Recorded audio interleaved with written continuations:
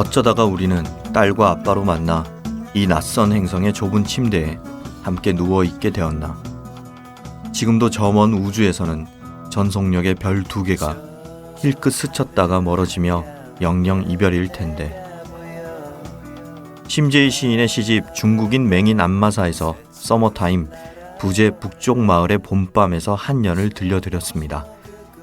아버지는 서머타임 때문에 1시간씩 일찍 슬픔을 견뎌야 하는 소녀를 보듬습니다. 꿈길을 지켜주던 아버지의 목소리, 밤하늘의 별처럼 떠오르는 그때의 기억. 소녀가 그 순간을 평생 기억하길 바랍니다. 안녕하세요. 저는 문장의 소리 DJ 최민석입니다.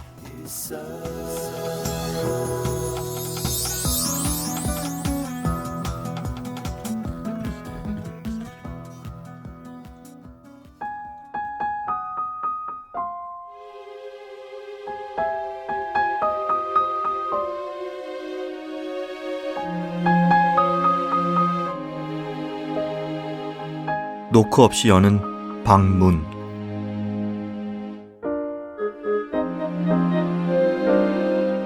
나는 어릴 때 자각몽을 자주 꾸었다.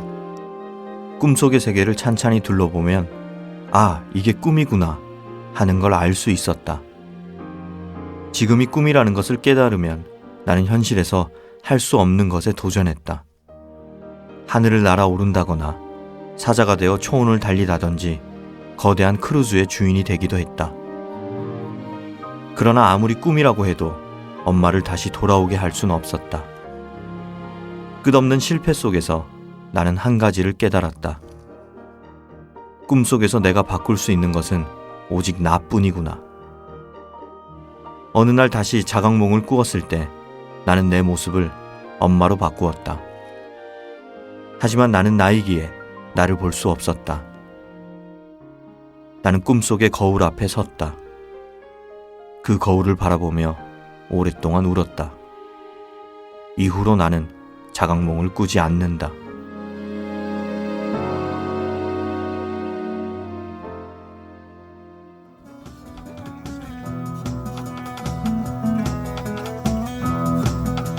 저 하늘 한가운데 내가 보여. 바람 닮은 새처럼 날아오를래. 저 너머 그곳에 내가 숨겨놓은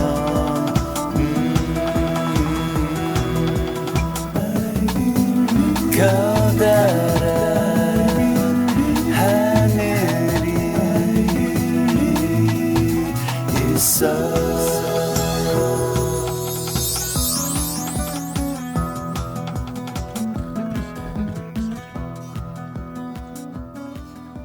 네, 5월의 마지막 주 작가의 방을 찾아주신 손님은 얼마 전에 시집 살 흐르다를 펴낸 신달자 시인입니다. 선생님 안녕하세요. 안녕하세요. 네, 바쁘신 와중에 이렇게 자리해 주셔서 감사합니다. 네, 저도 기쁩니다. 네, 감사합니다.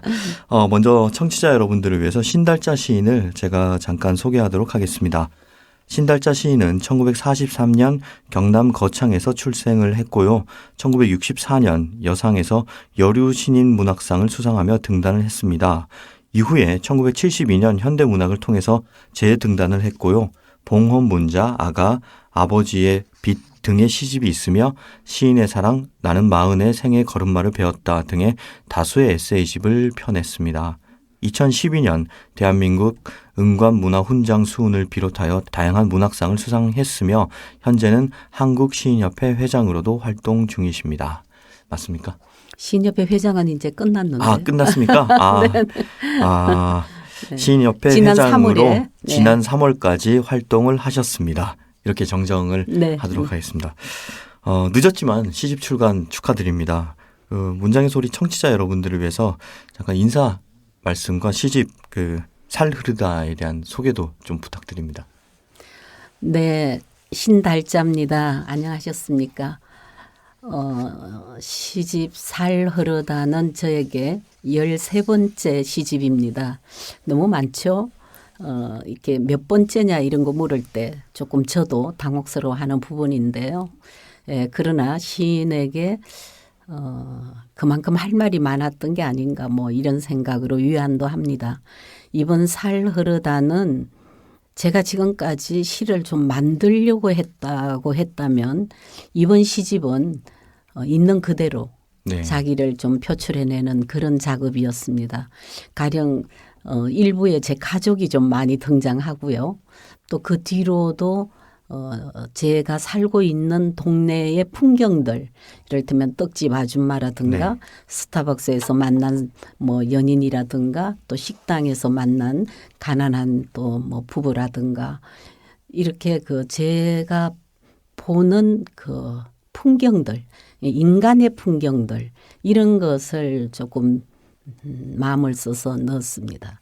근데 그런 걸 보면은 좀 나이가 생각이 들어요. 이제는 자기가 아니라 주변을 좀 보는 시선이 생기지 않았을까 뭐 그런 생각이 듭니다. 네.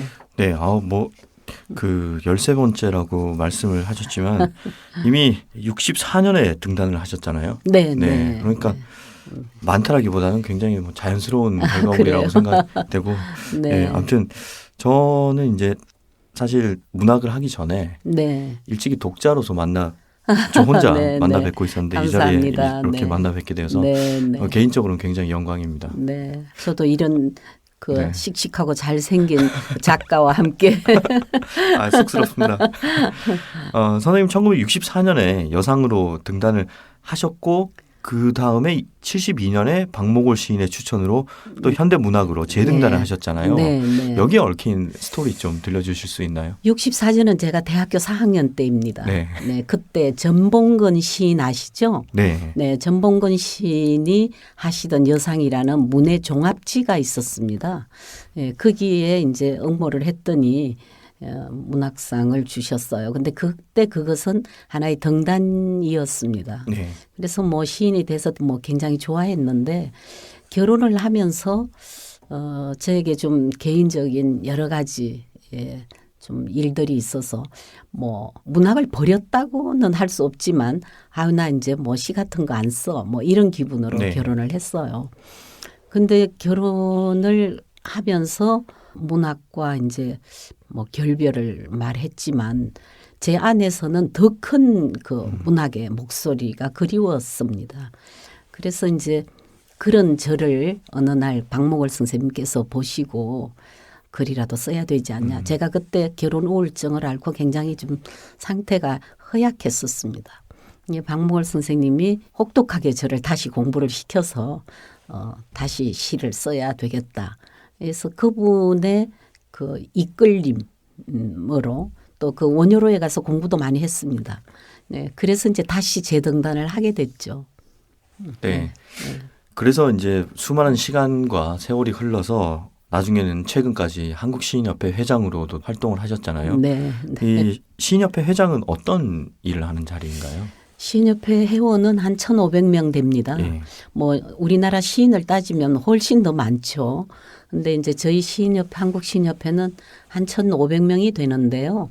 대개는 이제 서로 뭐 만나서 좋고 또 서로 뭐 작품을 쓰는데 서로 격려도 하고 하는 친목 단체입니다. 네. 네, 이제 제가 회장을 할 때는 좀 더 회원들에게 뭔가 좀 돌아가고 서로 좀 인정도 하고 그런 좋은 시인협회 또 열린 시인협회를 만들려고 노력을 하긴 했습니다. 또 늘 가난하니까 시인들이 그래서 저희 시인협회도 가난해서 좀 경제적으로 넉넉한 시인협회를 만들어야 되겠다. 그래서 제가 재벌들한테 돈도 얻어오고 그랬었습니다.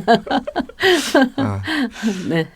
뭐 이제 또 작품 얘기를 좀 하려고 하는데요. 네. 황현산 평론가가 시집 발문에도 기록을 했지만 그 살 흐른다에는 눅진한 가족사를 풀어낸 시편이 많아 보입니다. 네. 아까 처음에 나오셔서 뭐 네. 가족 이야기 많이 네. 썼다고 이렇게 말씀하셨는데 근데 가까운 사람들에 대해서 시를 쓰는 게 뭐 네. 어떤 어려움도 어렵죠. 좀 많이 네. 따를 것 같은데요. 네. 어떠셨는지요? 네. 그리고 뭐 쉽게 그거 글 쓰게 잘 안 되지만은요. 네. 이번에는 아까도 제가 잠시 말씀드렸지만 아마 나이가 있나 보다 뭐 그런 생각도 저도 했습니다. 근데 가족사라는 게 누구에게나 예, 잘 모르겠습니다만은 저 개인적인 일인지 모르지만 가족사라는 것은 늘 좀 슬프고 또 꺼내놓기 어렵고 뭔가 민망한 그런 부분이 있는 게 가족사죠. 근데 저는 이번에 그런 가족사를 좀 이끌어내서 뭐 어머니나 아버지나 그 내놓기는 그렇게 성찬은 아니고 번듯한 것은 아니지만 좀 꺼내놓을 필요가 있겠다. 그리고 제 주변에 있는 모든 사람들도 그렇게 뭐 성공했거나 뭐 이 세상에 번듯하게 설 수 있거나 잘생겼거나 이런 사람들이 아니라 그 못나고 어수룩하고 그러나 그 인간의 그 사랑을 가지고 있는 그런 사람들의 이야기. 그리고 이제 저희 아버지 어머니 같은 경우에는 그 끈끈하고 서로 정오하면서 함께 살지 않으면 안 되는 그런 가족사 안에서 그 보이지 않는 눈물 같은 거 그리고 그러나 끝내는 버리지 못하는 혈육 같은 거 이런 걸 좀 쓰고 싶었습니다. 네. 시인의 가족사이긴 하지만 사실 한국의 가족사라는 네, 것이 뭐 누구나 다 이렇게 끈끈하고 그렇습니다. 뭐 사실 가족은 서로 지지하고 보듬어 주지만 또 가족에 대한 섭섭함도 많잖아요. 아, 그럼요. 예, 그런 거. 애증의 관계라서 이 네. 시인의 가족사를 통해서 독자들에게도 네. 공감과 자기 가족을 뒤돌아보는 그럴 그런 수 있을 시간이 겁니다. 될 거라고 생각합니다. 예. 또 그렇잖아요. 가족사라는 것은 햇볕에 이렇게 탁 내놓기 어려운 쑥스럽죠. 네, 네. 쑥스럽기도 하고 또 다 못나고 이런 네. 것들이에요. 작품 얘기 좀 더 해서요. 살 네. 흐르다 3부에 보면 네. 대장장이, 얼음살이, 풀피리 문화재 등 네. 이런 인간 문화재에 대한 시가 있습니다. 네, 네. 이 시들은 어떻게 쓰게 되셨는지요? 내가 그분들을 굉장히 참 존경하는 분들인데요. 네. 제가 언젠가 그 국악 방송에 그 진행을 한 6개월 맡은 적이 있었습니다. 그때 이제 이분들을 초청해서 이렇게 이야기하고 또 그 리포터가 그들의 이제 인생을 얘기하는 그런 프로그램이 있었습니다. 이제 그때 알았던 분들인데요. 그 인생을 하나하나 들으면서 아, 이것은 그대로 문학이다. 예, 그런 생각을 했습니다. 그래서 이 사람들의 시를 좀 쓰고 싶었죠. 그래서 이번 시집에 조금 그 분위기와 좀 다르지만 넣을까 말까 좀 하다가 그냥 그 세 분은 넣었습니다. 아, 네. 엄선된 네, 분이시군요. 네. 선생님 지금 그 말씀하신 거 들어보면 청취자들도 눈치를 챘겠지만 굉장히 말씀을 잘 하시거든요. 또 국악방송 진행도 하셨고 네, 네. 네, 딱 들으면서 아 정말 선생님이다라는 느낌이 드는데 역시 다양한 분야에 대한 강의도 많이 하신 걸로 저희가 알고 있습니다. 네, 네. 특히 가족의 참의미에 대한 강연을 자주 하시고 작년에는 결혼에 대한 강의도 하셔서 네. 굉장히 좋은 반응도 이끌어내셨는데요. 이런 강의를 하시게 된 계기 같은 게 혹시 있나요? 처음에는 어떻게 하게 됐는지 전 잘 모르겠어요. 그러나 어쨌든 이제 그 에세이집을 제가 좀 남보다 많이 네. 냈죠. 그러면서 그 에세이를 이제 누구에게 독자들에게 말하기 위해서 썼을 거예요. 그때 제 인생을 이제 얘기하게 되고 그리고 독자들이 공감을 얻게 되는 그런 이제 기점에서 저는 이제 자꾸 또 에세이를 쓰게 되고 사람들이 저를 찾게 되고 네. 그런 거죠. 그러니까 그 핵심은 이런 겁니다. 제가 이렇게 남들이 보기에 그 전혀 제가 가지고 있는 내용보다 다르게 화려하게 보는 경우가 참 많아요. 그래서 이제 그 중에 하나는 옛날에 제가 굉장히 고생할 때가 있었는데 그때 몸에 이렇게 향수를 뿌리고 다녔어요. 아 일부러 향수는 뭐 그렇게 네. 뭐 비싼 건 아니었으니까. 그래서 이제 뿌리면 굉장히 멋쟁이로 보고 또 화려하게 보고. 근데 저는 내 상처를 감추기 위해서 네. 제 몸에 너무 환자 냄새가 많이 나서 일종의 그래서 보호막 같은 네, 그런 네, 거죠. 그랬거든요. 이제 그런 것처럼 사람들은 저를 그렇게 보는 경우가 많았습니다. 근데 제가 아니다라고 나도 이런 상처가 있는 사람이라고 이제 꺼내놓기 시작하면서 제 독자도 많이 늘고 또 뭐 저하고 관계없는 사람도 저를 좋아하는 사람들이 많이 생기고 그랬죠. 그래서 저는 여기서 뭘 알았는가 하면 아 상처의 친구는 상처다. 그 우리가 늘 그 공감이라는 말을 쓰는데 공감은 결코 자기가 없는 것에 공감하지 않습니다. 네. 인간은 외로움도 그렇고 그리고 우리가 무능한 것도 그렇고 그리고 우리가 대개 한국인들이 소심하고 내성적인 사람들이라 그 내성적인 그 말 못하는 말을 대신 누군가가 이렇게 열어주고 젖혀주고 이렇게 말하게 되면 이렇게 자기가 확 무너지는 느낌이 들지만 결국은 그게 일어서는 일입니다. 그게 서로 위로가 네, 되는 네, 거죠. 그런 거죠. 그래서 이제 강의를 하게 됐고 또 결혼에 관한 거는 원래 왜 뭐 이발쟁이가 자기 머리 못 깎는다는 네. 말은 우리 속담이 있는데 저는 뭐 결혼 생활을 좀 엉터리 같이 하긴 했습니다마는 그래서 결혼에 대한 이야기가 많습니다. 그래서 뭐 제가 부부 특강 같은 네. 거를 뭐 한 20여 년 하고 네. 있죠. 네. 작년에 이건 그 결혼 특강은 또 방송에서 네, 하셔서, 네, 했었습니다. 잠깐이죠. 뭐 방송이니까. 네. 네. 아무튼 지금 뭐 이제 시인협회 회장이나 뭐 강연자나 뭐 이런 얘기를 했지만 결국은 저희가 이 자리에 시인으로 모셨거든요. 네, 그러니까 이제 네. 시인의 삶에 대해서 잠깐 얘기를 해볼 텐데 시인으로서 사는 그 기쁨도 있지만 또 괴로움도 있을 거잖아요. 예. 어떠신지요? 괴로움이 더 크지 않을까요? 예. 네. 왜냐하면 이제 저는 시인으로서 좋은 점은 이런 걸 얘기하고 싶어요. 제가 지금 이 벽을 가지고 얘기하고 싶은데 이 벽은 내가 최초로 지금 보는 벽이에요. 그럼 모든 사물을 최초로 느낀다는 것은 행운이고요. 네. 네. 그렇게 모든 그것이 벽이건 꽃이건 나무건 사람이건 그렇게 처음 보는 것처럼 보지 않으면 그 뭔가 그게 언어를 돌출해내기는 어렵겠죠. 그래서 그런 것은 좋지만 이 세상에 없는 새로운 걸 만들어낸다는 것은 굉장히 어려운 거 아니겠습니까? 네.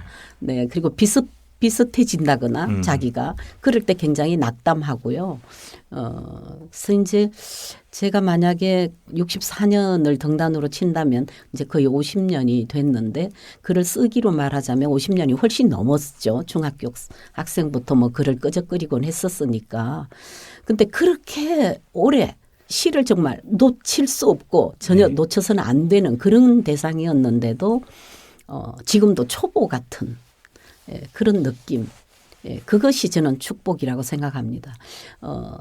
제가 손으로 하는 어떤 수작업을 50년을 했다면 지금 인류가 되지 않았겠습니까? 그러나 시인으로서는 어떻습니까? 제가 인류는 아니죠. 인류 시인이기 때문에 이 자리에 그래서 모셨고 사실 저는 뭐 시인을 뭐 그런 등급으로 매길 네, 수 없죠. 매길 수 없는 예. 거지만 어쨌든 이것은 늘 초보자 같다는 네. 그런 느낌은 늘 같습니다. 네. 그 사실 뭐 저희가 이제 선배이자 선생님으로 모시는 네. 그 시인이나 소설가들 네. 중에 그런 말씀을 하시는 분들이 계세요.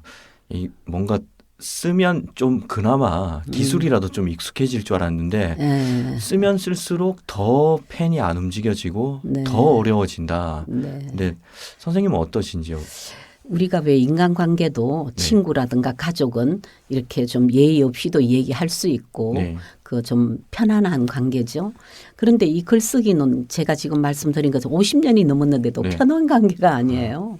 그래서 뭔가 이렇게 어렵고 어려운 관계 같아요. 그래서 돌파해 내야 되기는 하는 거죠. 그나마 그래도 시를 쓸 때는 그걸 돌파한다고 했는데 나중에 보면은 너무 얇은 거예요.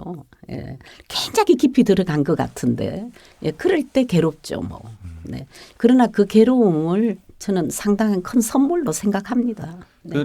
이렇게 막 시 쓰다가 네. 지금 말씀하신 것처럼 괴로울 때 많잖아요. 그럴 땐 네. 주로 좀 어떤 식으로 푸시는 편인가요? 저는 뭐 방 안에서 혼자 뭐 노래도 부르고요. 네. 뭐 정 안 되면 접고 뭐 밖으로 나가서 걷고 네.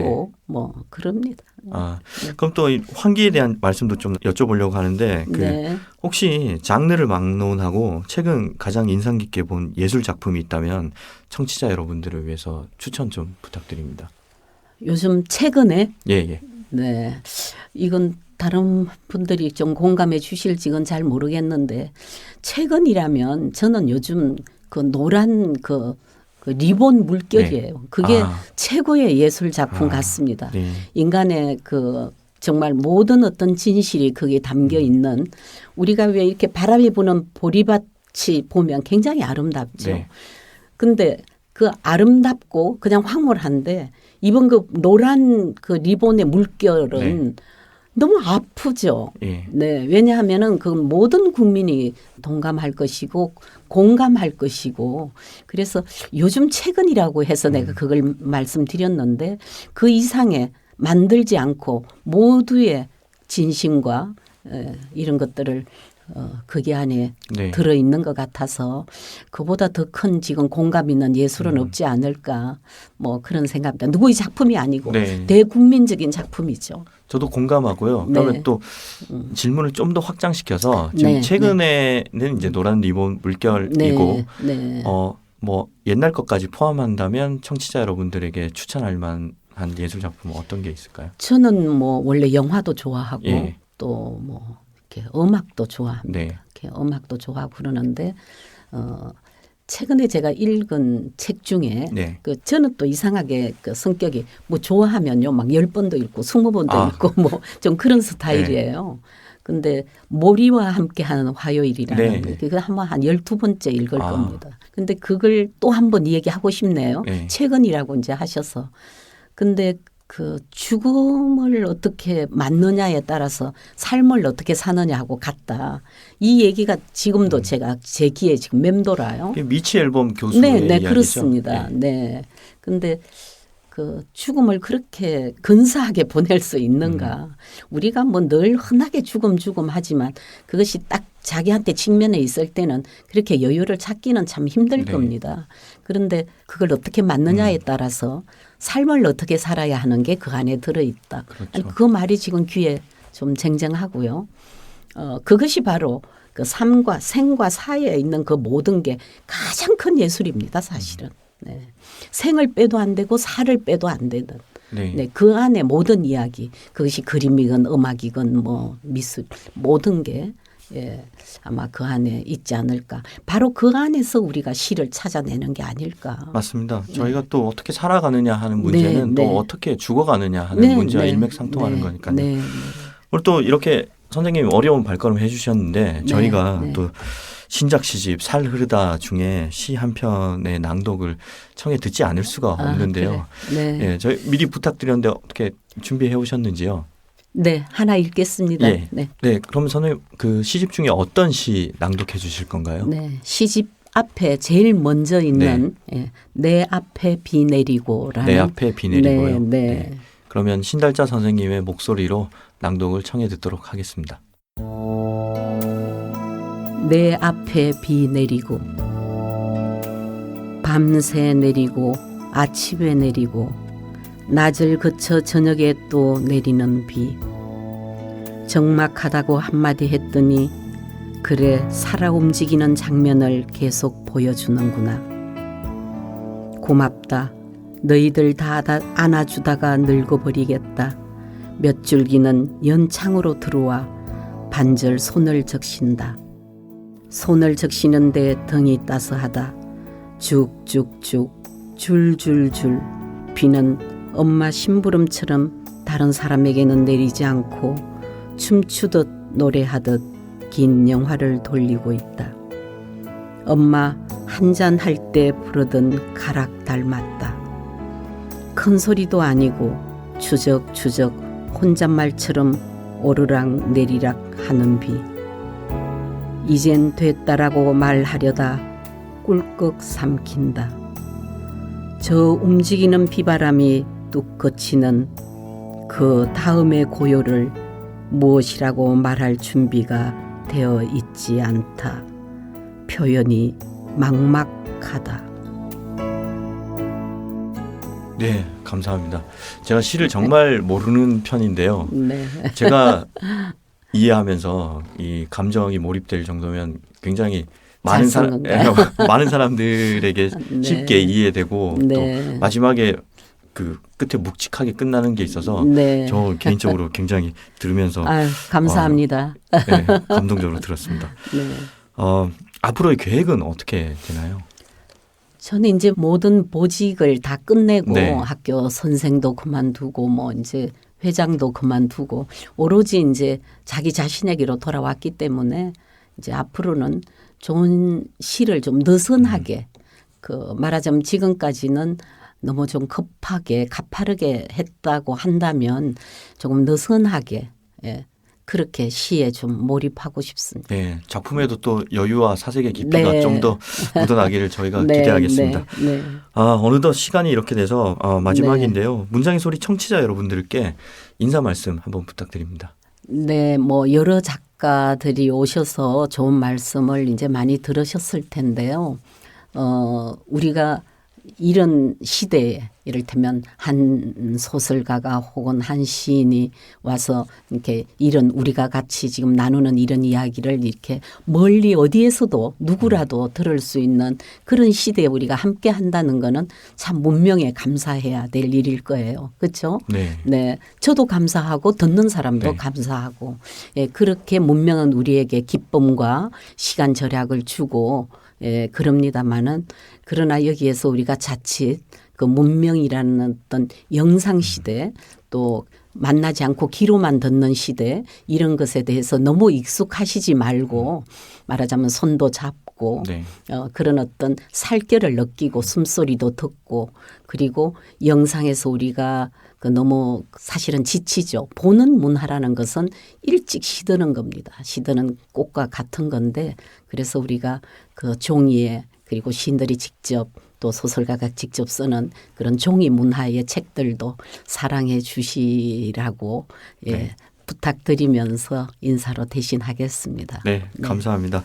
네. 오늘 신달자 선생님 나와주셔서 대화를 나누다 보니까 벌써 마칠 시간이 됐습니다. 앞으로도 지금과 같은 왕성한 활동 기대하겠습니다. 선생님 오늘 나와주셔서 감사합니다. 네, 고맙습니다. 네, 고맙습니다. 네. 조심히 들어가십시오.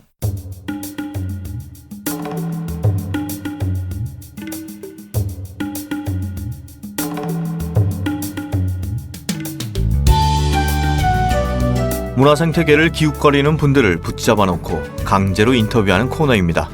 지금 이대로도 좋아요. 오늘 지금 이대로도 좋아요 오프닝이 이렇게 센 이유가 있습니다. 아주 센 게스트가 나오셨다고 하는데요. 홍대 피스앤자유운동가 박힘찬님 자리해 주셨습니다. 안녕하세요. 반갑습니다. 발음 좀 주의해 주시고요. 박힘이 아니라 박힘찬입니다. 네, 박힘찬님. 액센트를 힘에다 주십시오. 네, 힘찬님 나오셨습니다. 네, 감사합니다. 제가 이제 힘이 없어가지고 오늘 힘찬님한테 예. 많은 에너지를 공급받을 것 같습니다. 나른하게 생기셨어요. 예. 오늘 기대되는데요. 그리고 여기 또 독특한 분들이 나오셔서 이 기존에 있는 그런 정형화된 프로필들을 다 거부하셔서 요즘에 프로필 다들 이렇게 직접 써오세요. 그래서 제가 직접 작성한 박힘찬님의 직접 작성한 프로필을 읽어드리도록 하겠습니다. 뭔가 문장이 안 끝나 유의하시고 들어주십시오. 인생이라는 거룩한 길에서 다시 깨어나 살고 다르게 걷고 있는 음악을 사랑하는 남들보다 말을 3.3배나 많이 하고 이 지루한 세상을 어떻게 하면 재밌게 은유할 수 있을까 고민하는 오늘도 택배를 기다리는 마음으로 하루하루를 감사한 마음으로 사는 청년. 이제 문장이 끝났습니다. 꿈꾸는 사람이라고 불리우고 싶네요. 절른 바리의 꿈이고요. 절른 바리 말고 느낌표. 네, 이렇게 써주셨습니다. 일단 본인이 써주셨는데 뭔가 굉장히 본인의 어투와 닮아 있는 것 같아요. 문장이 안 끝나. 그게 지금 저도 저의 특징이 뭐냐면 끝나지 않는 끊임없이 말하는 그런 문장이라고 생각하는데요. 우리 인생도 끝남이 아니기 때문에 저는 문장을 쓸 때 이렇게 짧게 쓰는 거 좋지만 저는 예, 그래서 무식하기 때문에 그냥 계속 그냥 이렇게 흘러가도록 내비둔 것입니다. 예, 네. 여기까지입니다. 그리고 저거는 뭐죠? 절른 바리의 꿈이고요. 절른 바리 말고 이거는. 여기 저도 제가 대본을 이거 써왔지만 지금 어디 읽고 계신지 모르겠지만 제가 어떤 걸 말씀하신지 알겠습니다. 절름바리가 원래 받침으로 하면 국어 맞춤법에 하면 리을의 받침인데 저는 미음에 리을 절름바리는 리을인데요. 근데 절름바리에다가 미음이죠. 젊은 그대 참깨 여오라 뭐 그럴 때 젊은을 플러스 해가지고 절름바리를 리을 미음에 절름바리로 제가 만들어서 제가 10년째 부르고 다니는데 아무도 몰라주는데 오늘 유일하게 알아주신 분입니다. 감사합니다. 저 딱 보는 순간 예. 저는 그럴 거라고 예상을 했는데 설명을 위해서 청취자분들의 이해를 위해서 제가 신뢰를 무릅쓰고 여쭤봤습니다. 자, 그러면 또 독특한 분들을 모시는 코너라 일단은 무슨 일을 하는지 신고식부터 해야죠. 저는 뭐 일이라면 좀 백수죠. 백수인데 늘 나그네라는 마음을 사는데요. 그냥 네. 뭐 저는 일이 있다가도 뭐 없고 하기 때문에 일을 6개월 이상 해본 적이 없어요. 그래서 이번에도 좀 쉬고 있는데 그 실업급여를 6개월, 4개월, 5개월 받고 나서 행복한 기로에 서 있는 아름다운 청년이고 복지사라는 세상에 지어진 타이틀 그런 네. 걸 하고 있죠. 사회복지사. 장애인 인권을 위해서도 열심히 나름대로 하고 그러니까 있죠. 세상적인 관점에서 볼 때는 이제 사회복지사이고 그렇죠. 약간 최희준 선생님이 좋아하겠어요. 최혜전 나그네 길. 인생은 나그네 인생은 길. 나그네 길 별로 예. 안 좋아합니다. 아 그렇습니까? 한대 수용을 제일 좋아하고요. 예. 어쨌든 좋은 질문 감사합니다. 아니 제가 드린 말씀은 최희준 선생님이 힘찬 씨를 좋아하겠다고 인용을 하시니까. 뭐 그러실 수도 네. 있겠네요. 네, 이제 그 여기 나오신다고 해서 이 소개를 받았는데 타인들은 박힘찬님을 홍대의 피스앤 자유운동가 혹은 꿈꾸는 사람이라고 표현을 했고 스스로는 절른바리의 꿈이라고 표현하신다고 하는데요. 여기에 대한 설명 좀 부탁드립니다. 이거 뭐 설명할 게 있나? 저는 타인의 눈을 의식하지 않는 사람인데 누가 작가님이 쓰셨는지 타인이 저를 홍대 피스 자유운동가라 꿈꾼 사람이라 표현했다고 하는데 작가님은 어디서 그렇게 들으셨는지 모르겠네요. 하지만 그렇게 보실 수도 있고 저는 늘 확실한 거는 피스를 늘 외치기 때문에 피스 그리고 홍대는 별로 좋아하지 않는 곳이긴 하지만 홍대 네. 자주 있기 때문에 홍대 피스 그리고 자유운동가라는 말은 제가 자유를 제일 좋아하는 신념이고 그리고 늘 옳은 일 위해 투쟁하고 제가 쓰러질 걸 걱정하지 않고 다니기 때문에 아름답게 절룩거리면서 이곳저곳 다니기 때문에 아마 그런 게 아닐까 생각합니다. 꿈꾸는 사람은 늘 꿈꾸기 때문에 제가 잠을 한 12시간 넘게 자거든요. 네. 그 꿈을 꾸는 사람이라 한 것 같아요. 잘 모르겠습니다. 피스앤 자유운동가인데 홍대 싫어하는데 그냥 홍대에 있어서 홍대라고 아니 붙인 홍대를 싫어한다는 표현은 역설법이고요. 홍대에 지겹다는 얘기죠. 한 15년 넘게 있었는데 96년 7년도부터 있었죠. 뭐 저도 뭐 1세대 애들이랑 같이 뭐 클럽에서도 추억이죠. 그 크라이너스나 노브레인 이런 사람들 뜨기 전부터 원니네이버가 이런 사람들 같이 뭐 놀고 그랬는데 지금은 뭐 걔네들은 다 차도 있고 뭐 이제 집도 있고 저보다 훨씬 낫죠. 걔네들이. 네. 예, 감사합니다. 예, 그렇습니다. 그럼 말 나온 김에 네. 홍대의 피스앤 자유운동은 어떤 의미를 가지고 있는 건가요? 뭐 구체적인 활동을 하시거나 뭐 그렇죠. 모임이 있다면 소개해 주셔서 저는 좋고요. 얼마 전에 몇 년 전에 했던 티벳 프리덤 운동도 했었고 네. 티벳 그 가수 까라뱀빠가 거기서 함께했고 그리고 그걸 하다 보니까 아니면 또 우토로라는 그 강제징용 마을 위해서 윈디시티 김반장이랑 이렇게 그 자원운동가들이 모여서 거기 인사동에서 봉사활동도 많이 하고 캠페인도 하고 이런 것이 그런 게 아닐까. 또 제가 가장 의미 있게 생각하는 거는 장기 기증을 했어요, 제가. 네. 그것도 피스의 평화의 운동이 되지 않을까 싶고 또 그런 것이 가장 그런 게 아닐까 싶습니다. 또 환경운동의 그런 느낌으로 네. 왜 웃으시죠? 아니 저 답변이 끝난 줄 알았는데 이제 들어가려고 하니까 아니 얘기 들어보십시오. 네. 그래서 2007년도에 한대수영이랑 거기 시청에서 2022년까지 온실가스 22% 줄이기 캠페인의 일환으로 기네스북 도전했어요. 통기타 합주 대회를. 거기서 한국 공식 기록 인증받았던 정도 뭐 그 정도. 예, 뭐 기억은 잘 안 나네요. 뭐 한 그 정도만 말씀드리고 싶네요. 예. 그걸 다음 질문에 여쭤보려고 했는데 그래요? 피스앤 자유운동을 하시던 그래요? 중에 기억에 남는 에피소드가 있으시다면 그걸 이따 다시 한번 세부적으로 제가 한번 말씀드리죠. 뭐. 지금 여쭤본 예, 겁니다. 예. 그렇죠. 그래서 제가 뭐 저는 그런 활동들을 좋아하고 그리고 또 뭔가 있는데 기억은 안 나네요. 또 뭔가 몇 개 있어요. 그래죠. 예. 무슨 전염돼가지고. 김천 씨. 좀 죄송스럽네요. 너무 아니, 송구스러워서. 아닙니다. 별 볼일 없는 사람이 와가지고 이거. 아니 답하다 보니까 자기도 힘들죠. 말 많이 해서. 아니 저는 지금 이 말하다 약간 지친 것 같은데. 밥을 안 먹어서 제가. 그렇군요. 어쨌든 최대한 열심히 하겠습니다. 저희가 녹음 끝나고 꼭 식사를 대접해서. 대접이 아니라 함께 먹는 거죠. 뭐 저희는 함께 먹도록 하고요. 네. 어쨌든 여기 많은 스태프들 제가 봤어요. 아주 화려하더라고요. 여기 아주 건이 정말 라디오를 크게 켜라. 볼륨을 높여라 생각나네 영화가. 네. 여기까지입니다. 혹시 하루 일과는 어떻게 하루에 되는지? 저는 자유롭습니다. 늘 자기 전에 기도하고 자고 눈 뜨면 뜨자마자 기도하고 하루를 시작하면 물 한 잔 먹으면서 시작하고요. 그리고 집에 먼지 좀 털고 그리고 뭐 어머니 아버지 아침에 깨워드리고 아버지 세탁소를 하시거든요. 그래서 네. 깨워드리고 어머니 새벽 일 나가시고 그래서 아침마다 새벽 3시 20분쯤에 항상 미숫가루 타드립니다. 어머니를 위해서. 그 생활 한 5년 넘었네 벌써. 3시 20분에요? 예. 몇 시에 주무시는데? 저는 한 5시쯤에 잡니다, 보통. 네, 5시쯤에 자고. 아침에 한 8시에 일어나기도 하고, 9시에 일어나기도 하고, 12시에 일어나기도 하고, 대중 없습니다. 예. 예. 김대중 없습니다, 제가. 예. 예, 노무현 좋아하는데, 예. 김대중 없네. 만담 가러 가면 안 되는데, 큰일 났네, 이게. 만담 아니죠, 오늘 이 프로그램. 예. 아니 뭐 죄송합니다. 만담 프로그램은 아닌데 만담 해주시면 좋죠. 예. 아, 좋아요. 예. 제가 왜냐면 또 진행 습관도 있어가지고, 네. 옛날에 또 그 노홍철, 친한 친구 노홍철 라디오 출연했을 때 아마 그런 얘기 했는데, 예. 그 오디션 프로 제가 MC를 제가 오디션 봤어요. 근데 그때 참고로 심사위원이 허참도 있었고, 네. 또 누구 뭐 황금어장 PD도 있었고 뭐 네. 기억 안 나는데 뭐 있었는데 몇 명 있었어요. 근데 그때보다 안 떨리고 좋네요 오늘. 그때는 아. 왠지 떨리더라고. 좀 별로 안 떠는 사람이거든요. 네. 어쨌든 좋습니다. 오늘 되게 분위기 좋네요. 예. 힘찬 씨는 어디 가서도 전혀 안 떨 것 같은데요. 아 예. 저는요. 심지어 저는 누가 앞에서 안 떨긴 하지만 오로지 떠는 분은 딱 한 분 계시죠. 우리 저를 살려주신 주님 앞에서는 항상 떨고요. 아 예. 예. 저는 사람들 앞에서 떨지 않아요. 그냥 똑같은 사람인데요. 뭐. 아침에 일어나서 그 하루에 감사 기도한다는 건 예. 뭐 어떤 의미에서? 저 오늘도 눈뜨게 하심을 감사하는 거죠. 저는 왜냐하면 그냥 갈 수도 있거든요. 저는 네. 어차피 다시 2번 사는 인생이기 때문에 참고로 15년 전에 뇌출혈로 제가 죽었는데 하나님이 다시 저 살리셨어요. 그래서 네. 힘차게 살라고 2번째 인생을 주셨죠. 그래서 저는 아름다운 절름발이가 되었죠. 아 예. 힘찬 씨 말씀을 아. 듣다 보니까 굉장히 그 예. 긍정적인 에너지가 많이 느껴집니다. 아, 감사합니다. 그리고 또 그 공연도 하시는 걸로 알고 있는데요.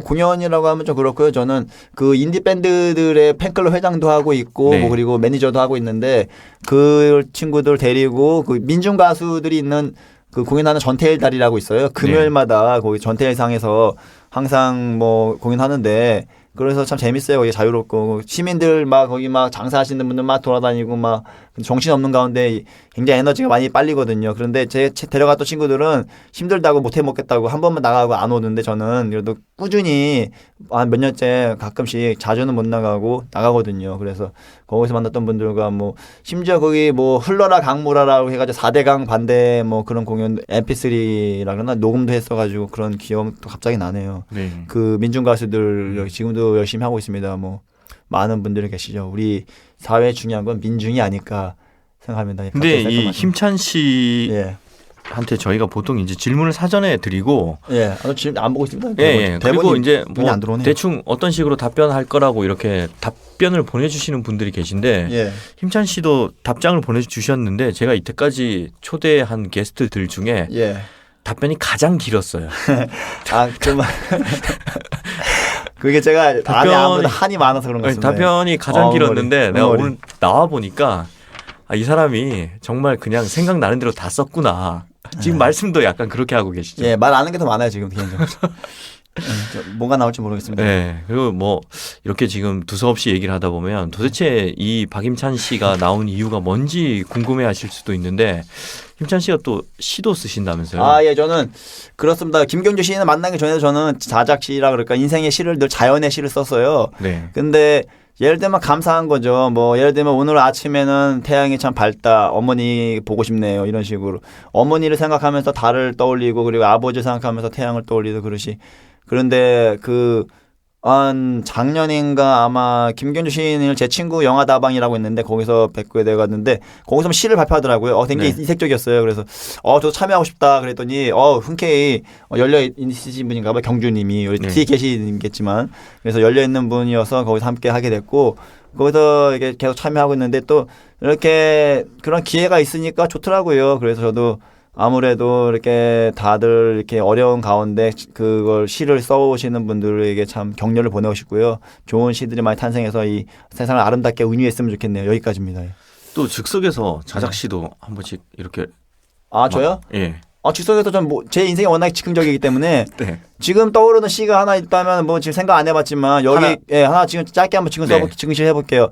여기는 참으로 덥고 폐쇄적이고 답답하지만 나는 깨어 있네요. 에어컨 바람만이 내 친구네. 감사합니다. 네. 이 정도입니다. 굉장히 짧고 예. 함축적이네요. 감사합니다. 자, 박임찬 씨와 얘기를 나누다 보니까 시간이 정말 빨리 흘러가서요. 벌써 그만 나갈 시간인가요? 네, 이거 뭐 너무 섭섭한데요, 이거. 기가 센 분이랑 대화를 하다 보니까 저까지 에너지가 넘치는 기분입니다. 박임찬 감사합니다. 님과의 힘찬 대화 2부 다음 주에도 계속 이어가도록 하겠습니다. 정말입니까, PD님? 예, 감사합니다. 네. 다음 주에 또 뵙겠습니다. 다음 그러면. 주에 또 모시도록 하겠습니다. 다음 주에 그럼 제가 바쁘지 않은 한 저기 네. 저 투쟁에 가 있지 않은 한 나오겠습니다. 바쁘시더라도 아마도 투쟁에 가 있을 확률이 높은데요. 예. 바쁘시더라도 시간 예. 좀 꼭 우리- 내주십시오. 예, 꼭 나오도록 제가 노력해 보겠습니다. 예.